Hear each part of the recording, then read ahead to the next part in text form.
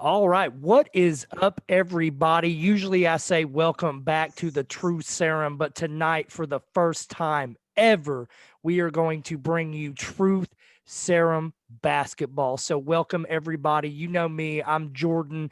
I got a couple of co hosts here with me, though, that you might not be as familiar with, but you might be. So, Travis, why don't you go ahead and announce yourself, my man? Hey, yeah, I'm Travis Sumter. Fucking Mavs fan over here. I think we all love the Mavs right here, right? Yeah, so by Right. coincidence, all three of us happen to be crazy ass Mavs fans for life. And I think all three of us that predates Luca, I'm pretty sure, because I'm pretty sure we've all talked about some Dirk Nowitzki as well. So, and who else we got in here? So I'm Thomas Heffron.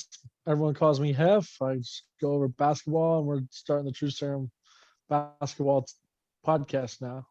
Hell yeah. And I'm going to call you Hefe because I think that fits. You look like a Hefe to me. Right. So I know, man, it's crazy. We've obviously had a very condensed off season on the NBA side. And man, we started Monday with a bang and it has just kind of went from there. So we're going to talk a little bit about the draft. We're going to talk a little bit about free agency, some of these trades, just a lot going on, and the season is going to start and it's right around the corner. So, Travis, you want to kick us off with some of the recent news that we've had? Oh yeah. The first of all, we can. What do you guys think about the Steven Adams trade to the Pelicans here? So what was the trade? It was Steven Adams to the New Orleans Pelicans. And the Thunder got basically some draft capital back Yep. for it, right? Because Yep. that's what the Yep. Thunder do, man. So they got like 17 fucking draft picks or something, or 17 first round draft picks over the next 6 years. Yeah, Yeah. it's ridiculous. And here's the thing, man. I love Steven Adams, and I mean, I wouldn't be upset if Steven Adams made his way down to Dallas, but I don't really get it for this team. I don't understand why they make this move. I don't think it does a lot to elevate them now, and I think they're young, and I think they need more building pieces. What is your take on it, though? So I'm gonna say something. I don't know if we realize this. All the people on the Pelicans are young. First of all, Mhm. so Steven Adams comes in, got the grit, got the experience, that kind of stuff. But I think it's this year or next year they will only have five of their players on contract. Everyone's gone, and they'll be able to do whatever they want. So the Pelicans really they have Zion and a few others, but Lonzo Ball, Brandon. I know Brandon Ingram's one of the five, but everyone else is off. Like they got to re-sign everyone next year, I think.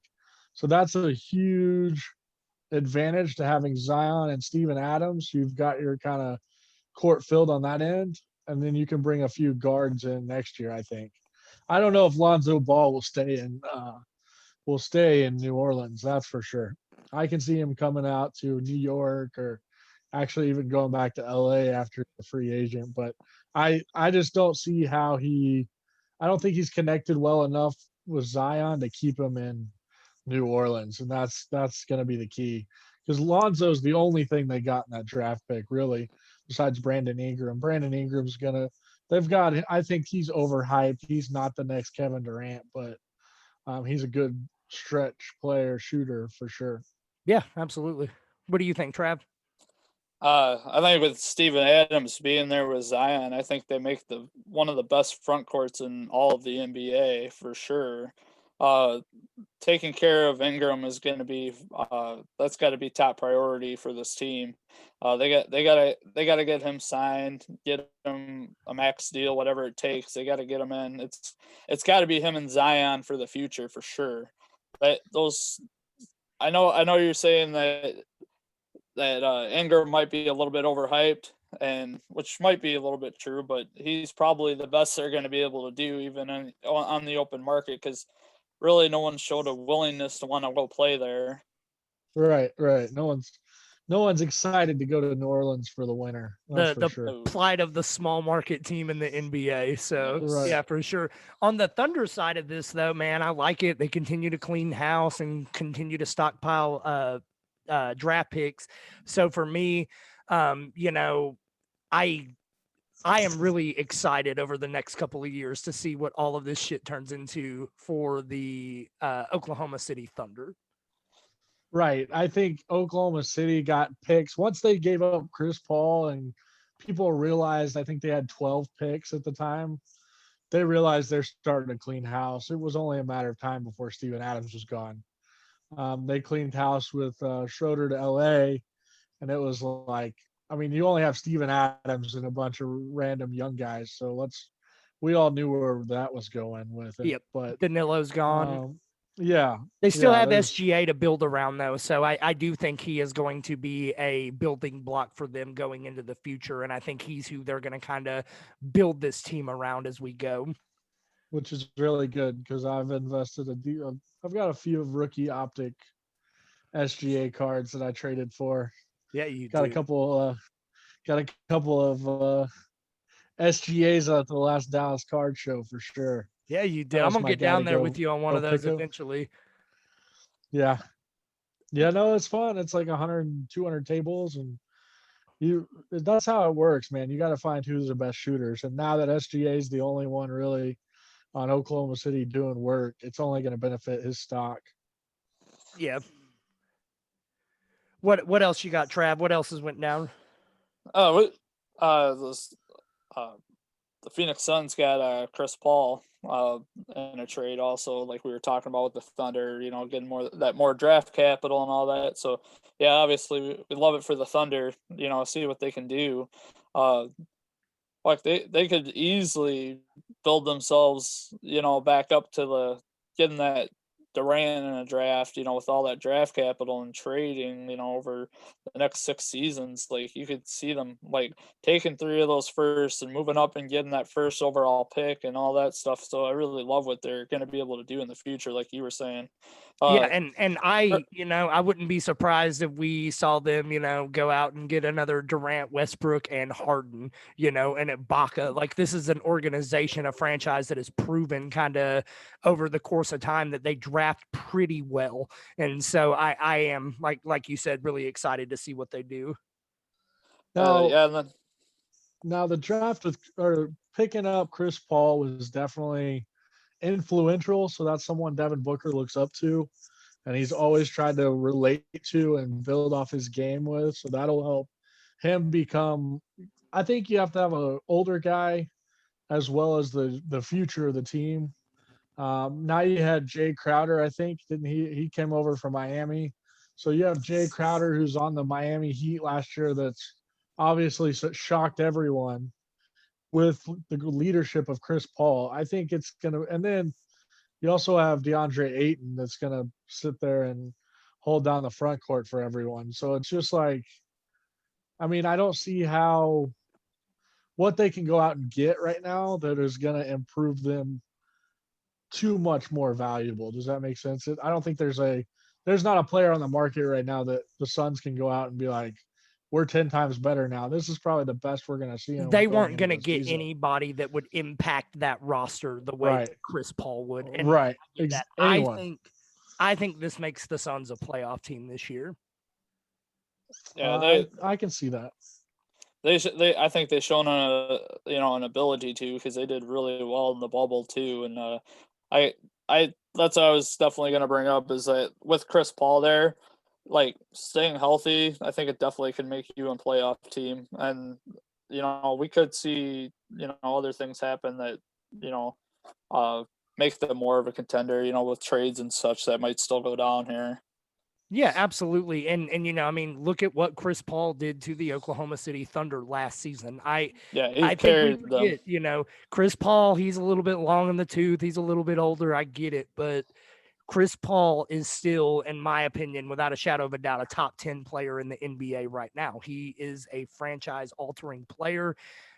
He's getting older. He's not getting any younger for sure. And I think this is a piece. I don't think this makes Phoenix a title contender by any means, but I think it's really good to get Devin Booker in the playoffs for a couple of years before Chris Paul rides off into the sunset, get him a taste of what that feels like. And then I think they can really build something around him, and maybe even Ayton as well. I'm not a sold on him, though. And so also they picked up, I think they picked up as well Ricky Rubio, if I'm not mistaken. So Ricky Rubio is gonna be kind of backing up leadership role. He's led teams. He's like Chris Paul. He's on his way out. But you got Devin Booker and DeAndre Ayton to mold to get that third superstar once those two have rode off in the sunset, like you said. What other trades been going down? I mean, I know there was a bunch of them. The Mark Gasol, he went to the Los Angeles Lakers. And let's talk about the Lakers for a second. All right? I don't think there is a team that has made themselves better than the Los Angeles defending fucking Lakers, dude. Oh my God! Look at the reload. Look at the reload. Mark Gasol, right? You got Montrezl Harrell, Dennis Schroeder, and Wesley Matthews. They all signed with the Lakers. You telling me they didn't get better? You telling me they didn't get better? Well, no, yeah. That team got fucking better. Yeah. Dwight Howard stayed, didn't he? No, Dwight's gone. He was at the 76ers now. Oh, but it's definitely a reload. But I think everyone's riding. They want to play with the king, man. And it's LA. Like people wanted to play with the king, so they went to Cleveland, but you're still in Cleveland. Like it's all fun and great atmosphere in LA. It's nice weather. You're enjoying life. You're winning championships, and that's what LA's about. Yeah, if you're a Lakers fan, but not so much if you are a Clippers fan. And I think the biggest piece in this is the Clippers losing Montrezl Harrell to the Lakers, dude. That one to me was the dagger in the heart of the Los Angeles Clippers. Yeah, plus it was a huge value. 2 years, $19 million and he was the sixth man of the year last year. Took less money to sign with LeBron and company. I don't care what anybody says. I get it. Anthony Davis, transcendent type talent. This is LeBron's team still. LeBron's still the best player alive in the world. Man, mark him down. He's getting number 5 next year. I don't know about next year. Who's going to stop the Lakers this upcoming season? It's not going to be the Clippers. The Mavericks aren't ready for that. Milwaukee is going to fold in the playoffs like always. Miami doesn't have enough to get it done. The Celtics, they got some pieces, but they've lost some pieces. Brooklyn can come together, I think Brooklyn is a contender for sure this year. If they can come together. But man, I wouldn't want to be the guy rooting for the team that hinges on the health of Kevin Durant and Kyrie Irving. I'm just saying that. I really do want to see those guys, especially Kyrie.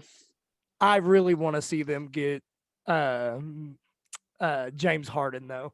I think that would be the juiciest fucking final. Could you imagine that finals matchup, dude? It would be insane. Because who are you going to guard? I mean, the issue with James Harden in Houston is they just say fire away, right? The guy shoots. He's 0 for 14, 0 for 15, and they're like, you'll get it next time. Keep shooting. He ends up 15 for 30, and everyone's happy, like, oh, he's a 50% shooter. But he went 0 for 15. Like, at some point, you got to say, hey, let's stop shooting. Let's have a different game plan. So that's where I think the Nets' biggest pickup so far, and this is going to sound kind of controversial, is Steve Nash. I don't think it's Kyrie. I think it's Steve Nash being a coach and being able to mold all the players together.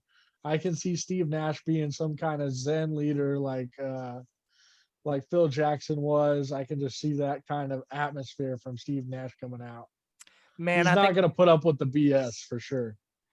Man, I kind of feel like that's your Mavericks homerism coming out, though, because I love Steve Nash too, but what has Steve Nash ever done as an NBA head coach? An offseason head coach edition I really like? The 76ers going and getting Doc Rivers. Doc fucking Rivers. Yeah, man. Like, I like that. And I hope Steve Nash does really well, and I'm rooting for him.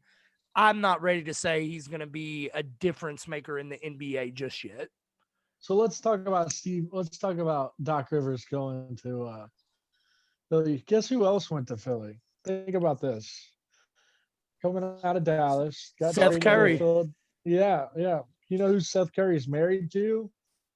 Doc Rivers' daughter. Right. So let's have our little girl close to home and our granddaughter that was just born recently. I think she actually might be a couple years old now. That's how time travels in Dallas. But she yeah, so I think that was a fully family play. He had his son Austin playing for him Yeah, I was just about to in say, when's he going to go get LA. Austin? Yeah, but Austin's in New York, I think. Didn't he get signed out there? Yep. You got a 1-year deal for New York. But I mean, I don't think New York will ever be the Knicks anymore. Like let's be real. It's not I gonna be a think they place will. we're going to MSG. I'm just throwing it out there. At some point, somebody's going to come out and want to revive that franchise, right? You could easily have When said it's the same sold. thing about the Lakers. I'm just saying, you could have easily said the same thing about the Lakers just a few seasons ago, man. They were going nowhere, and it seemed like they had lost the luster of it being LA a little bit. But eventually, somebody's going to sign on in New York, and he's going to get him back into playoff contention, and then somebody's going to join him, and then boom, fucking New York Knicks are a power team again, just like the Nets just did. So I mean, who is it gonna be? Giannis isn't going to New York, you I mean, know? it may not be somebody in the NBA today. This may be, 5 years down the road. I'm not saying it's happening quickly or Yeah. soon, but the New York Knicks are not the Dallas Cowboys, and they're too good of a franchise to stay dog shit forever. We'll see. I I mean, they've don't been think dog shit for MSG is 20 done. years, They Right. haven't Well, been that, dog shit for all 20 of those years, though, man. Like the all Knicks, except for one, right?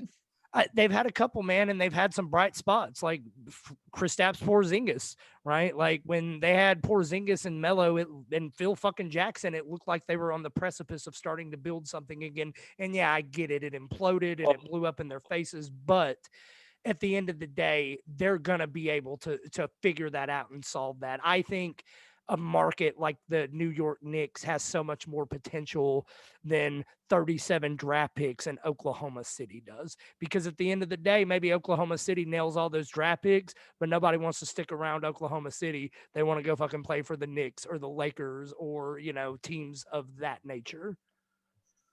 yeah, I think on the Dallas side, I think the smartest thing Mark Cuban can do is preach loyalty to his players.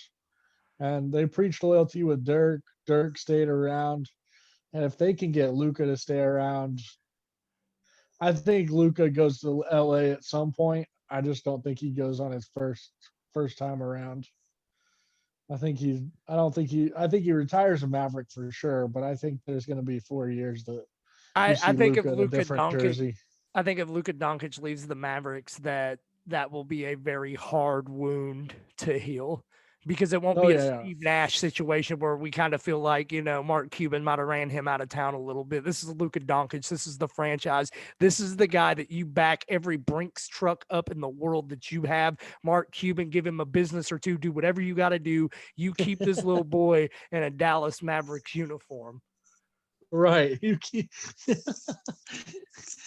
yeah. so speaking of the Mavericks, if we're just gonna pop team by team, how do you guys feel about the Mavericks offseason since you're both Mavericks fans?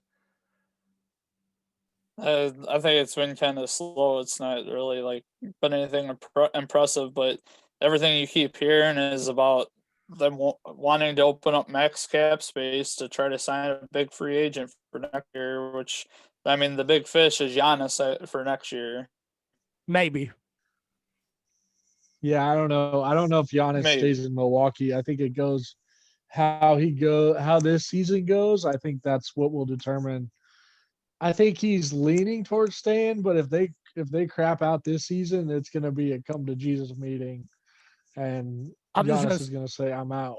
I'm gonna say something kind of probably controversial here, but I don't think Giannis is a transcendent enough talent to get it done without another superstar. I do not. I I don't. Go ahead. I was gonna just also say too, like, to me, it almost feels like Giannis is kind of almost in that same position that LeBron was when LeBron was in Cleveland, where they've spent the money and they've gotten the draft picks and they've put people alongside him, but they're not the right people. They're never going to be able to really put a superstar next to him while he's in Milwaukee, and that's going to be a problem until he leaves Milwaukee, pretty much. Mm-hmm. Absolutely couldn't agree more. But with that, man, we were talking about the Mavericks, and the more I read up and research on some of these draft picks and some of these signings, man, I'm really starting to fucking buy in on what the Mavs did this offseason, because I think we were a couple of thugs away from beating the Los Angeles Clippers last year, right? I think we had no balls in that series, and they bullied us around and they pushed us around. And I think we went and got some of those guys to come and push right back. Our offense was already crazy efficient, historically speaking. And I think all we really lost was Seth Curry. And I get it, man. Seth is a fucking monster and can hit from anywhere on the court.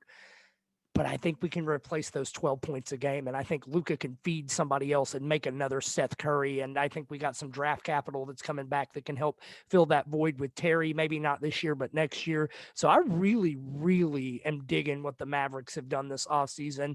And also, they haven't blown that cap space for next year, where I think we've seen some other franchises do so.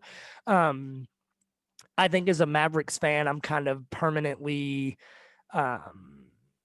scarred or damaged based off of previous off seasons where we had all this fucking cap space, and Dwight Howard and Deron Williams and everybody else put their middle fingers up at us. So I don't know if we'll go out and get that star, but I think we already have the star.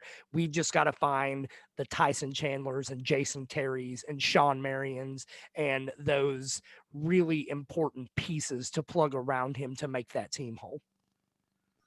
Do you think Kristaps is the number 2, or do you think they need somebody bigger than Kristaps? I think Kristaps Porzingis absolutely has the talent to be the number 2. I don't think he'll have the longevity or health to realize the role of the number 2. I would feel a lot better with a different number 2 than Porzingis. Right. And how old is Porzingis? Is he all of 23 years old still?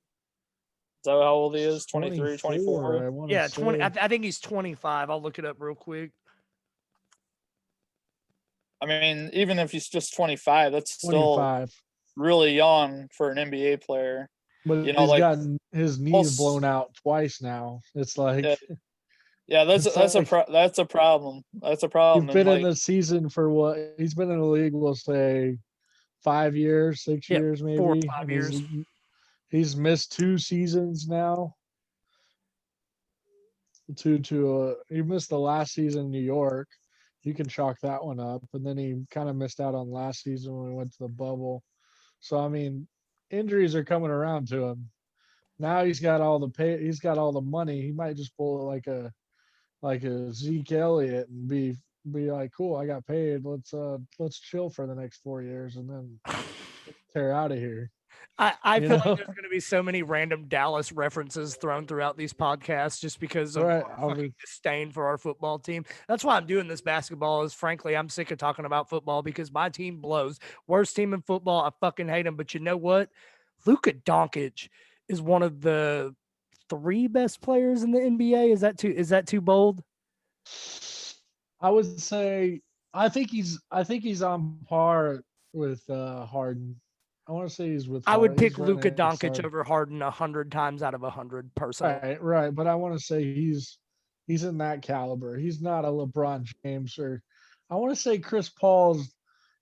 You're starting to value like basketball's gotten so big now that people are like good. Like if you watch a D2 basketball player playing at the Rec, he's gonna destroy everyone. Right? It's gonna be a crap show for everyone involved. D2 is hard to get into basically. So right now they're starting to value older leadership because there's so much talent everywhere. So many shooters everywhere. You can't, I mean, like we were talking about earlier, Malik Monk is there. he can dunk really well. He probably should be in the dunk contest next year if he's healthy and doesn't do drugs like he did last year. But I mean, I think there's talent everywhere. You just have to coach the talent and lead the talent to the right places. So tell me this. You are on the clock 1.01. You can pick anybody in the NBA today, throw all fandoms aside, right? You can pick anybody to build your franchise around. You're picking Luka Doncic every fucking time. Man, he's already putting up MVP caliber numbers. And how old is Luka? 21, I believe, right? 22 maybe at the oldest. Just turned 21. Yeah, he's a fucking baby, dude. Like, to me, I think Luka But is how long already does in that Luka discussion. play? That's my worry about Luka. I love Luka, and I've actually seen him in Dallas we were at a concert, and he had a kind of a groupie section that was following him around. But the thing about this is Luka that we have to realize is he's been a pro since he was 16 years old. He's been beat up by 30-year-olds, we'll say, since he was 16. There's going to come a point where Luka, I don't know if I see Luka play until he's LeBron's age. I'm just throwing it out there. I'm just going to throw out two names for you. Two names. Tony Parker, Manu Ginobili. Like, it can fucking happen, man. And here's the thing. I don't think Luka has to play until he's 47 like LeBron's going to do, right? If Luka plays till he's 34, 35, first ballot Hall of Famer, write it down, sign, seal, deliver. It's over, son. That's what I'm saying. If you go straight basketball, I've seen a lot of cases that say he's already close to the Hall of Fame with FBIA All-Star, FBI World Champion, led his team at 16. It was he 17, led them to the finals and won it all. I mean, you're talking overall basketball. Luka's got a rap sheet on everyone. That's fair, but let me say it a little bit differently because I wasn't taking into account that the Basketball Hall of Fame encompasses everything. If you just had an NBA Hall of Fame, if Luka Doncic continues any kind of the pace he's on right now and he plays into his 34, 35, Luka Doncic put up numbers last season that have only been done by like fucking Oscar Robertson and Russell Westbrook. Like, he is a fucking man at 21 years old. And I think in the next 3 years, he's the best player in the NBA. Right. I would take But Luka you over can't milk Giannis him. right now. You can't milk him. He's gonna you can't milk him like you did Kevin Durant. I'm sorry, but Oklahoma City milked the crap out of Kevin Durant. He went to Golden State. They relied on him at most points, and then he gets injured. Now you already see Luka Doncic playing 40 minutes a night, some places a little less, but he's playing ridiculous numbers. Every time he's in the game, the ball's in his hands. He's guarding LeBron James of every team. You need someone beside him to give him a break. But then that comes to the point, if we had a James Harden walk through the door and say, "I'm coming to Dallas." Fuck James Harden. He don't get a seat at this table, baby. I hate that. I'm just saying. Who's as Mavs fans, is there anybody that like just makes your stomach cringe worse than James Harden? I hate that guy. Like, I hate everything about him. I hate every single follicle of hair in that dude's beard. That's how I feel about James Harden. No. I used to be a Lakers fan at one point because Kobe Bryant. I was on a Kobe Bryant tear for the better part of my junior high and high school, and the only guy that I've hated and absolutely hated was Dwight Howard leaving LA. That was like you're terrible. But now, I mean, is it Marcus Morris that tried to fight Luka and do that sketchy stuff?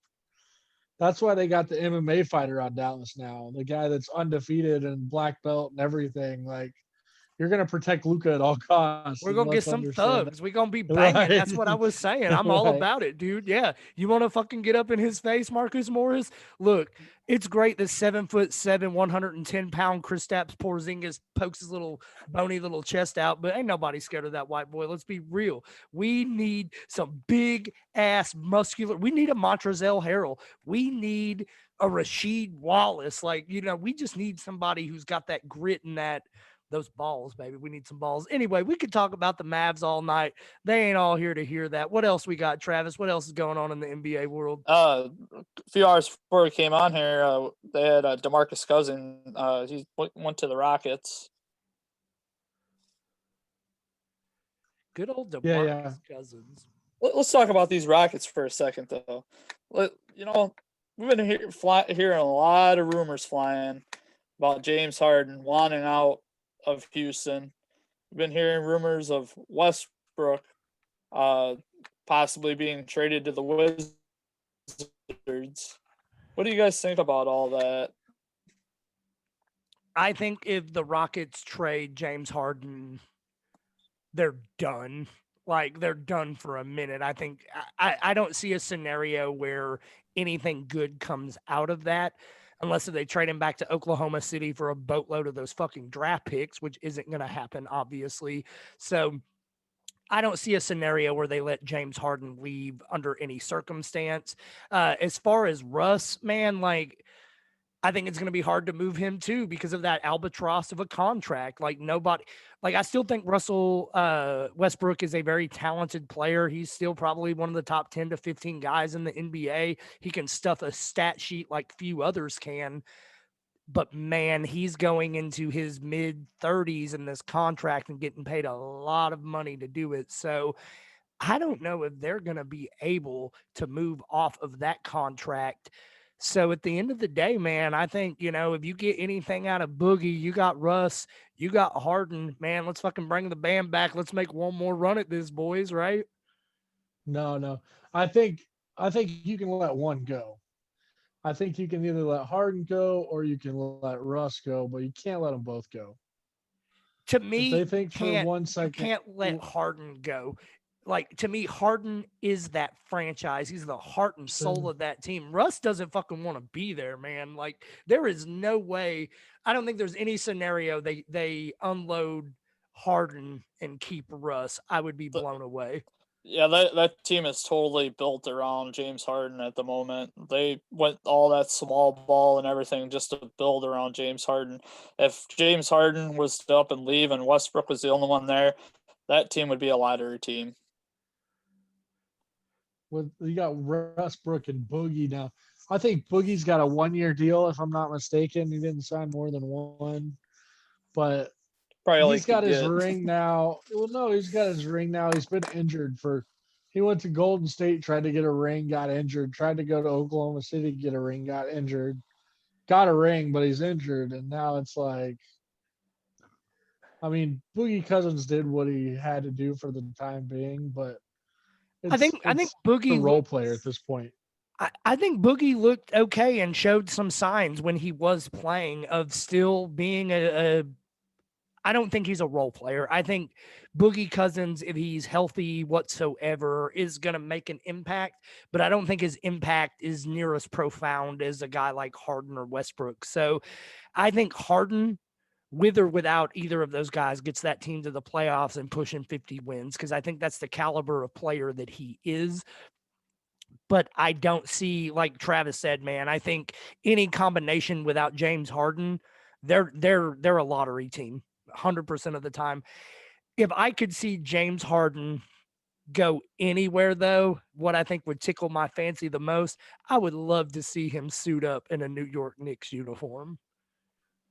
New York and Harden. I don't see Harden going to New York, the New York Knicks. Now, the only team, what I would love to see, and I mean love to see, is a scenario played out where Harden goes up to Brooklyn first. They have a great run, but they don't make it.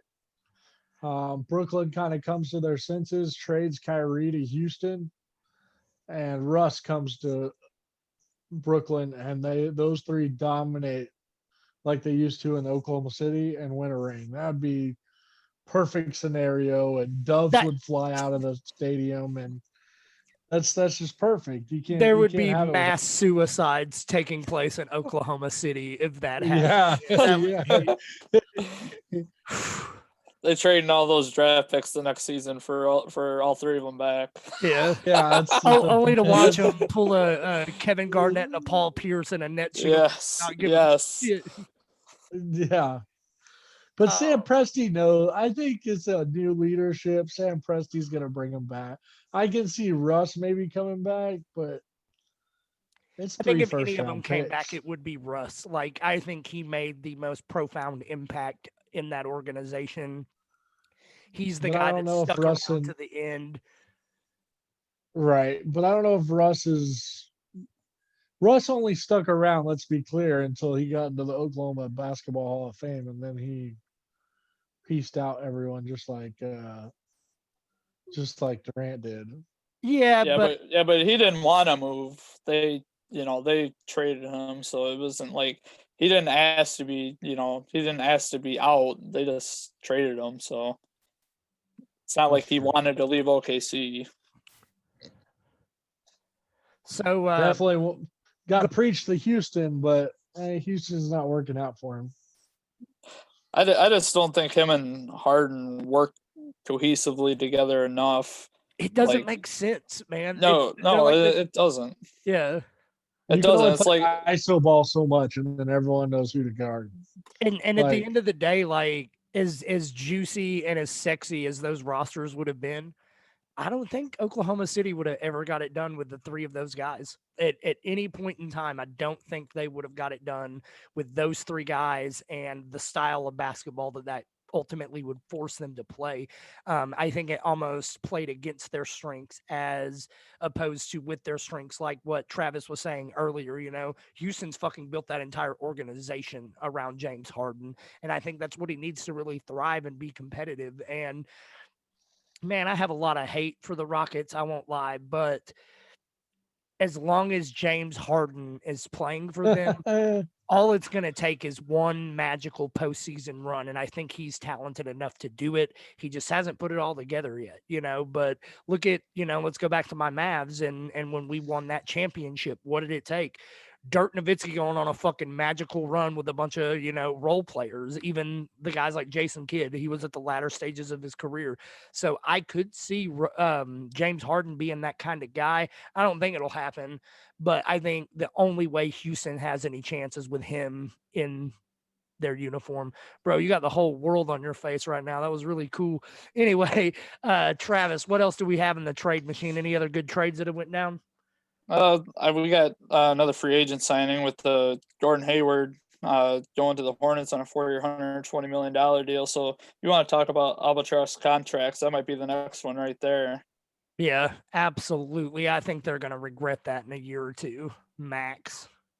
well, that's all they. So this is the issue with a small market team is you're either going to have to overpay or you're going to have to bring people on. Now, the best free agent that Charlotte's had come through Charlotte has been Lance Stevenson, like a few years ago, that said, "Oh yeah, I'll play with MJ, and I want to learn from Michael Jordan."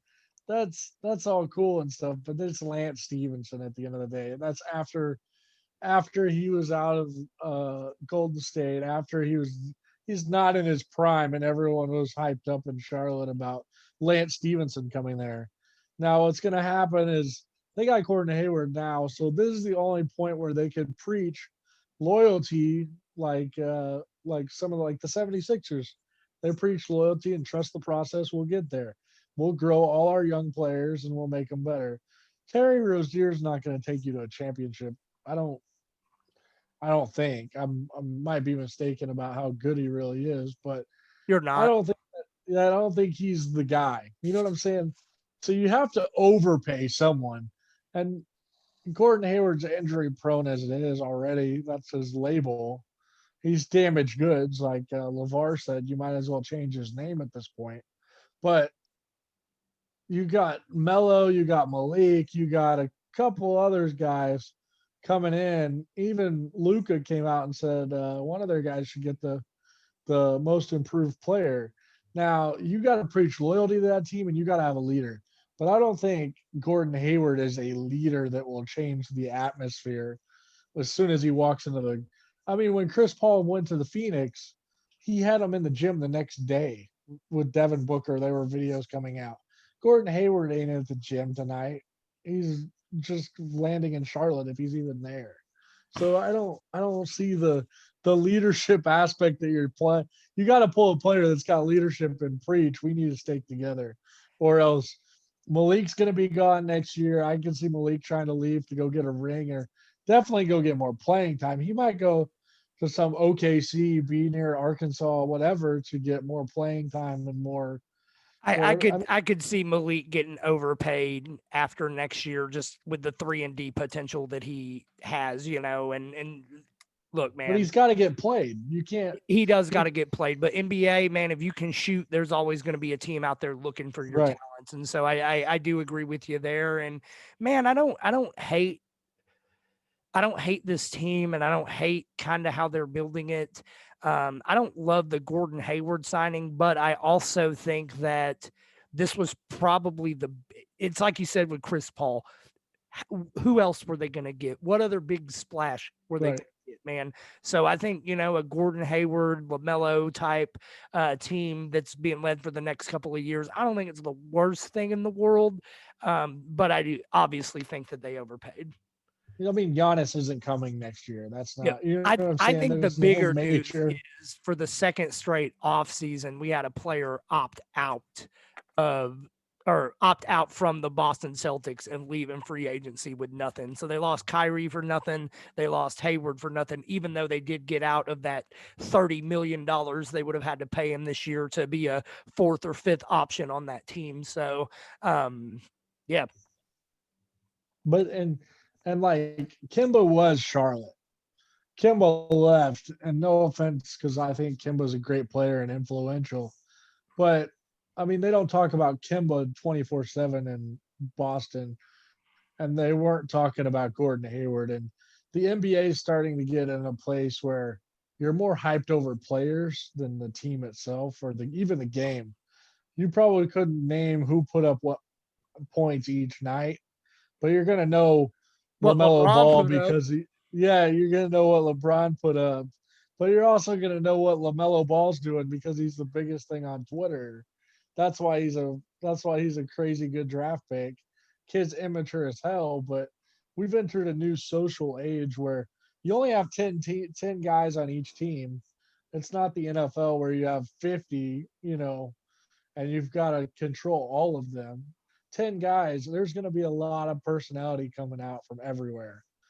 And so I think that's what you need, that leadership mentality and all of that over getting a big time draft pick or whatever coming out of a free agent market. No one's going to make a big splash. And so, yeah, they went out and got Gordon Hayward because Boogie Cousins wasn't coming. I mean, who else was there that was going to sign in Charlotte for real? Yep, absolutely. Trav, do you see this any differently? Nope, you guys are right on point. Like I said, I think it's going to be a bad contract in a year or two. I mean, Jordan Hayward, he is not the player he was in Utah. He hasn't been that player the whole time he's been in Boston. He's gonna just he's a fine role player. That's all he is at this time. So I think I disagree with you a little bit there. I think he's a little bit more than a role player, right? Maybe it's just we define it differently, but I look at a role player as being a guy like Seth Curry, a role player being a guy, like Chris Middleton or Bogdan Bogdanovich, you know what I mean? I think he is somebody who for stretches can carry a team. But if he's your number one, you're in a lot of trouble, and he's their number one, and so they're in a lot of trouble.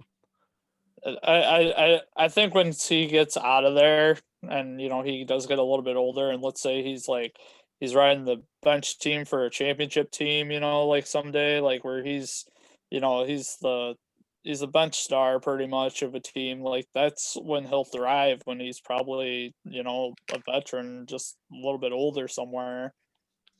Yep, absolutely. So, any other major trades that have went down? I know there were some minor ones. I mean, I'm not gonna get nitty gritty in some of these minor trades and stuff. I mean, but I wanted to also bring up probably the biggest winners in this draft, if not the second biggest winners besides the Lakers, and that's the Atlanta Hawks. They got Bogdanovich. Fucking no, hold on. The Atlanta Hawks got fucking everybody, dude. My phone was just going ape shit bananas. Atlanta Hawks signed this guy. Atlanta Hawks did this. Atlanta Hawks did this. And it's like, man, fuck you, Atlanta. But yeah, dude, crushed it. Not agree more.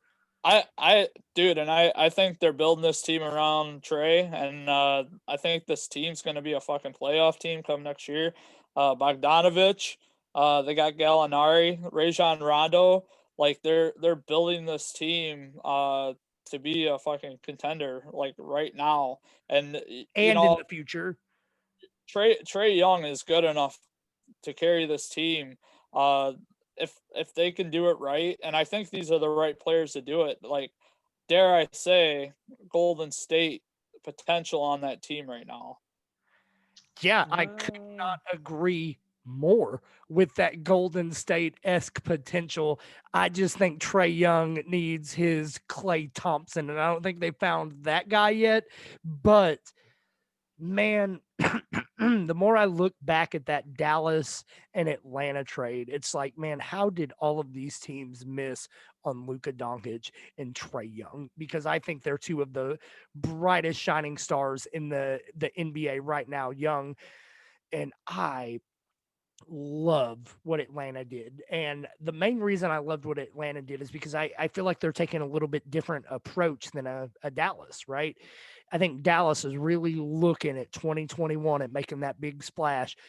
Atlanta's smart enough, I think, to realize they're probably not going to make that splash. So let's go get the best players we can to surround the talent that we have right now and see what we can do. Let's make a run at it. I love the pairing of Rajon Rondo and Trey Young. I think that is going to do wonders for Trey Young's career. I think it's going to be like having a second coach on the court, and I think it's going to be something where, man, name me a point guard who's more playoff and battle tested than fucking Rajon Rondo, dude. Like, yeah, he shit all over us in Dallas, but mad respect for that guy, and I think he's such a good piece for this organization. So I'm going to go back to my previous point. I don't think they have that game-changing leader, and no one's ever seen it as Rajon Rondo. I mean, there for a while, people were scared to put him on their team because they were like, "What are we going to get after the Boston deal? Is he cocky? Is he whatever?" And then he came and torched Dallas, and now he's apparently going to teach Trey Young the ways of the Force, and I just don't see it. I don't think Trey Young's, like you said, got that second star. I think he's got a bunch of role players around him. But people are saying, there's a comparison to Luka and Trey Young and all day. Trey Young's number one position, definitely. But Trey Young's out. Who are you putting the ball? Whose hands get the ball for the winning shot? I mean, I don't think you have that guy. And I think Bogdan's going to be a great role player. And I pray that he comes to Dallas one day and plays with Luka, but I don't think there's not a Anthony Davis or this is definitely who we're giving the ball to. Like, no questions asked. If James Harden doesn't get the ball, we're giving to Russ. I mean, they don't have that, and I don't see them. But I think getting a that lot this of year. young teams don't have that, and I think they're looking to develop that. Right? I don't think Dallas has that. Is it Porzingis? Probably. No. Right? Probably right now. Who else? Let me put it this way. Would you rather have Bogdan and Gallinari, or would you rather have Porzingis? Bogdan and Gallinari. Exactly. And not only that, man, I think they also have some other pieces. Clint Capella's still there. They have Cam fucking Reddish, who I think could mature into a good player. They have uh other first round pick, DeAndre Hunter. They have DeAndre Hunter on that team who could also develop into a good player.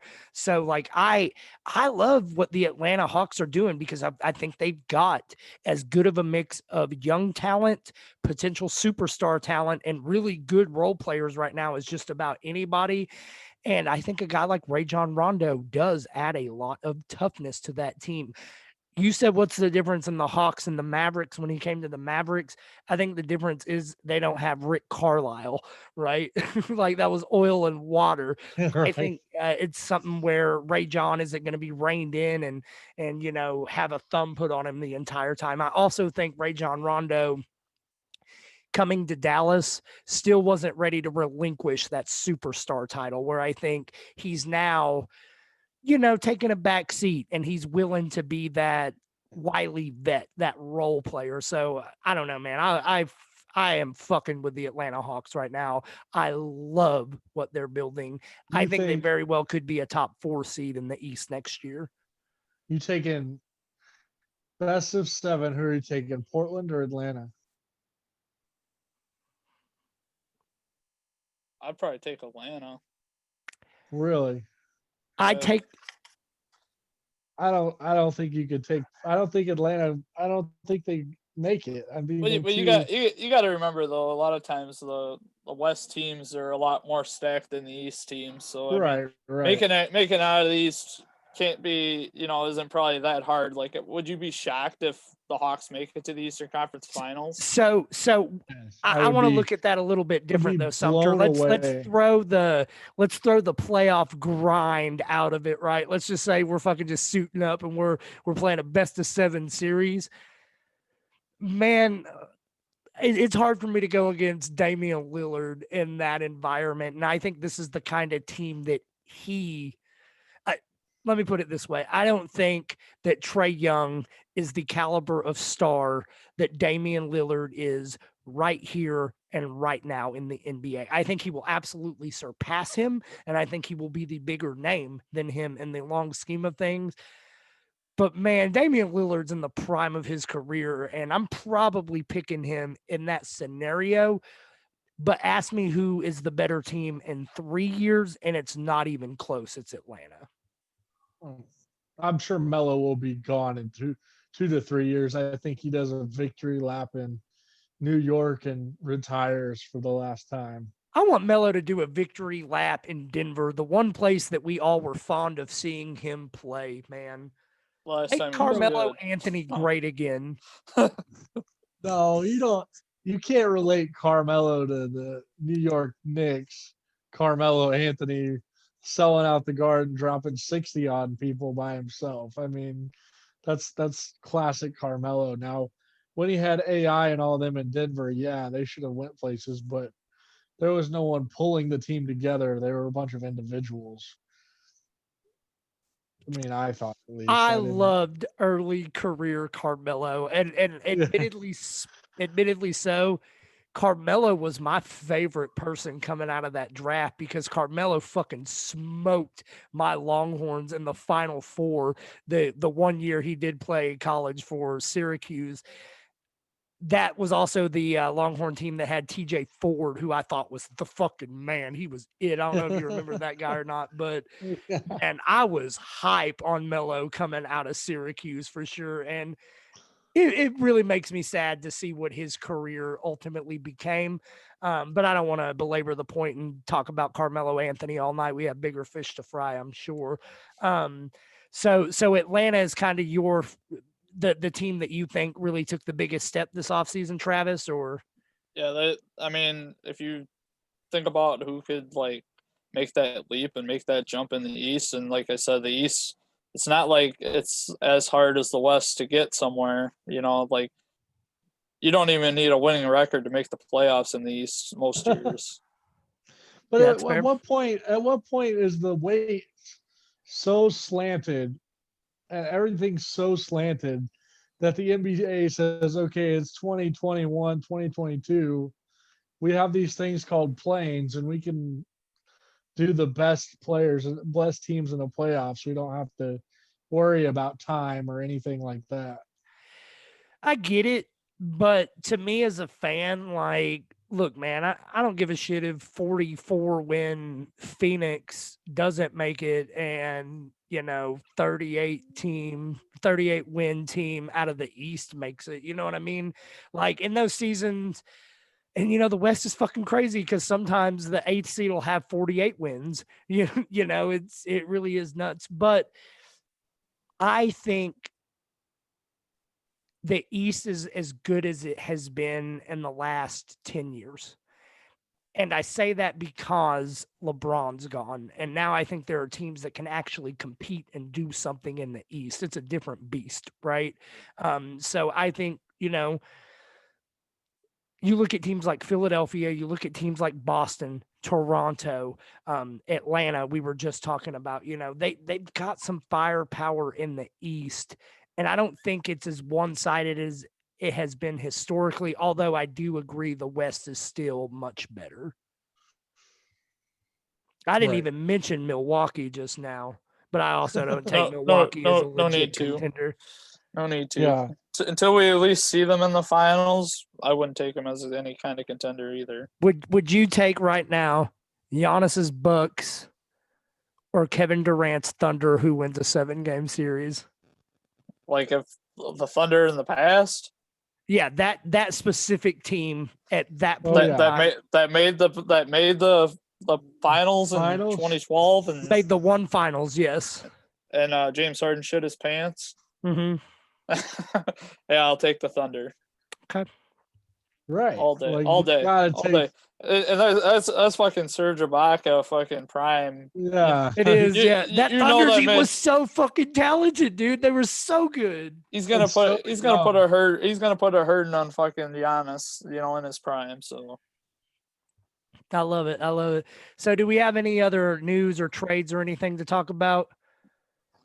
Nope. I mean, unless you guys got something you guys want to get off your chest, or I don't know if there's anything I missed that you guys want to discuss. So can't get off the podcast by saying rest in peace to Klay Thompson. Once again, tore his ACL. You can't not mention Mr. Klay. Klay Thompson is one of my 3 to 5 absolute favorite players in the NBA. Right. He's just a good person. I love the guy. He's a model citizen. He's a fucking lights out defender. I think he shoots just as good, if not better, than Steph Curry. Man, Klay Thompson blowing his fucking ACL and then jogging back onto the court, taking some free throws and trying to stay in the fucking game, dude. Nobody's got a bigger heart than Klay Thompson. That injury truly, it hit me in the heartstrings, man. Like, it sucks because I don't know if we'll ever see Klay be Klay again. I still think his shot's too good for him not to make some noise. But I think the days of Klay Thompson being that guy are over, and it breaks my fucking heart. You think Game 6 Klay will never come back?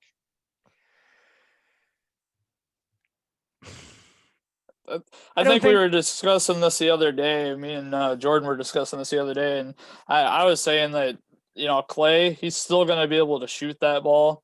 That's never going to go away because that's just always something you can kind of depend on with him. But I think the days of him being that lockdown defender, because he is such a great defender, I think those days are going to be behind him. I just think he's going to definitely lose a step when it comes to defending players on the court. And I mean, he's not like 23 years old anymore, like he's getting up there as well. And by the time he plays again, he'll, be another year older. And for me, I think Klay Thompson during stretches will abso-fucking-lutely be the Klay Thompson of old, but I don't think he will string it together for a continued stretch throughout an entire season again. I think he'll have those moments, and you know what? He might score another fucking 60 points in a quarter or whatever it was that time. Absolutely fucking ridiculous, right? He may do something like that again, but I don't think it will be as consistent, and he will be able to keep it up over the course of an 82-game NBA season. Right. I think he's a shooting role player like the later years of Ray Allen is what I can compare him to. I think that's what he's gonna come back. But as far as Clay being one of the better people in the NBA, I mean, that's a guy. He's not a backwards hat guy. He's not a thug. He's a good guy. He's someone you take home to your family and introduce him to mom. You don't hide out on the Here, streets. sleep with my sister, Clay Thompson. I Yeah, get it. yeah. That's the guy you want your sister bringing home, or that's the guy. He's probably got a 401k. He's probably got stock options. He's the guy. He's the guy that shows up and your dad's like, "Hey, I want to take you fishing." Like that's the guy. That's what his attitude is. And there's not too many people like that out there right now. Definitely not Marcus Morris, but that's a different topic for a different time. Yeah, for sure. Let's not talk about Marcus Morris, but anything you want to add on Clay? um, no, I've got yeah, that's all I've got. I just feel real bad for him. Like I said, he's one of the better guys of Do the the Warriors make the league. playoffs without him? Now do they? I don't I don't see it happening, but who knows? Travis? I think Steph Curry's still hurt, and I don't think he comes back. We'll never see vintage Splash Brothers again. We should have soaked it up while it was going on for sure. And I hated on the Warriors. I fucking hated that team because I'm Yeah. such a LeBron truther. That's my guy. That's the greatest basketball player to ever fucking step foot on a court. And I'm sure we will have hours of arguments over that topic later. So let's not get into it tonight.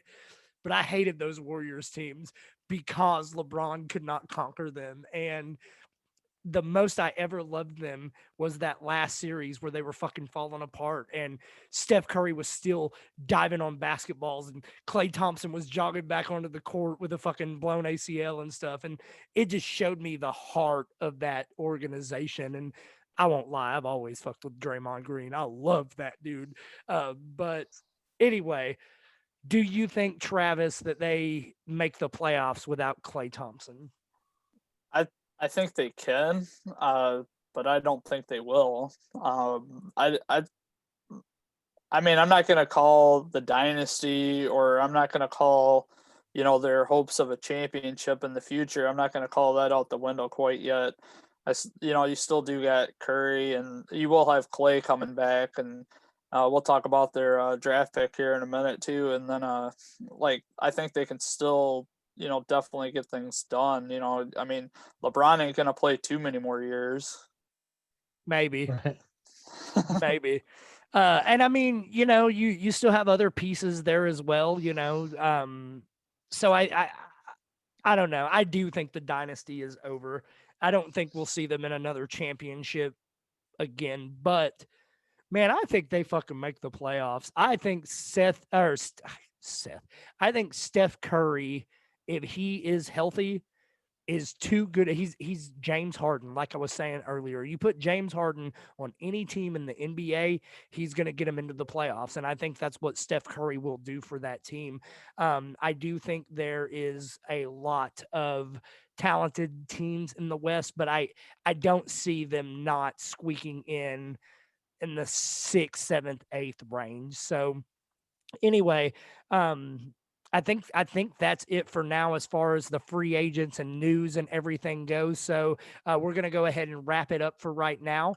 But this is something we are gonna keep coming back to and look for more episodes coming from us. We're gonna get on a nice schedule, and NBA starts right around the corner. I think in our next episode we will cover some of these draft picks and go over and see what happened in the NBA draft this year. But I don't think I have anything else, fellas. Do either of you guys have anything before we wrap it up?